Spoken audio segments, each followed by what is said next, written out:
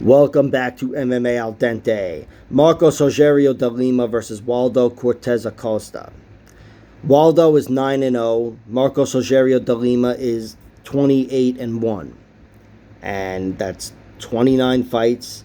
I don't know how many of them been in the UFC, like 20. He's been in the UFC for so long, I've lost count at this point.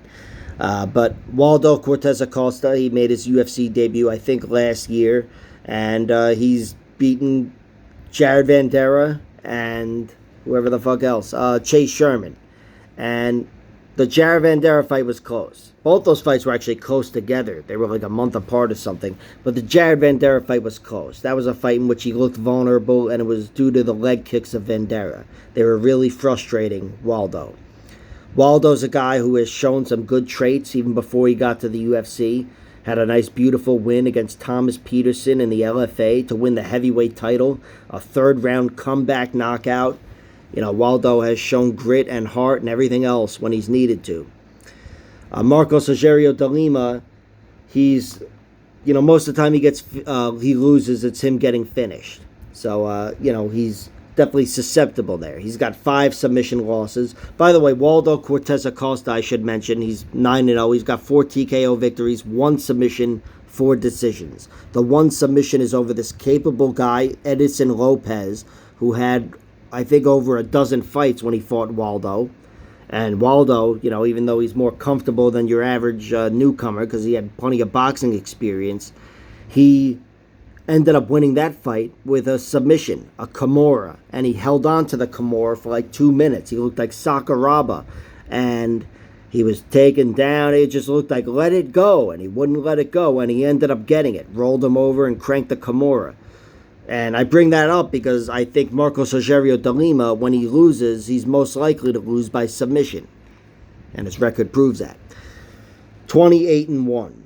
He's got, of his 20 wins, 14 TKOs, 3 submissions, 3 decisions. His 8 losses include 1 by TKO, or KO really, 5 by submission, and 2 by decision.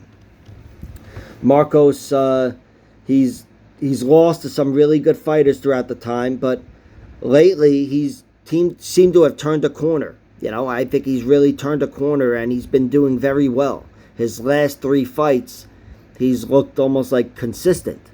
You know, he beat Ben Rothwell and Andrei Arlovsky, which on paper are his 2 finest wins, and they come at age 36 and 37. And his 1 loss to Blagoy Ivanov was razor thin. Razor thin. He could easily be on a 3-fight winning streak, having beaten his 3 best opponents consecutively. So I do think he looks like he's in his prime, Rogerio de Lima. You know, he's learned plenty of lessons along the way, but he's definitely a capable fighter, and I do think he's capable of exploiting some holes that Jared Vanderaa tried to exploit. Rogerio de Lima kicks very fucking hard, and he's also a very versatile fighter. You know, again, 14 TKOs, I know, but he's still very good on the ground. He got Arlovsky out of there, even though that was the shell of the ghost of Andrei Arlovsky at that point.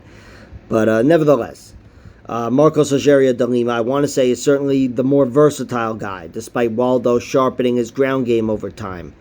And I think Rogerio de Lima should win this fight. I think even if he's not able to win it on the ground, he's still very much in the stand-up battle. He's never been knocked out aside from this 1 fight in 2012. It happened to a Brazilian guy, knocked him out in round 2, early in round 2.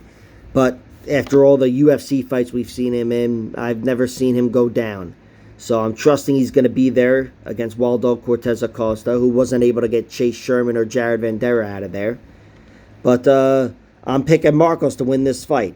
If I had to guess, I'd say he wins this fight by TKO, but a decision wouldn't surprise me. I'm really just playing his money line, you know, because even if I was married to TKO decision, which I have that prop, the prospect of a submission against the boxer would just haunt me. So I'm playing the money line, minus 140.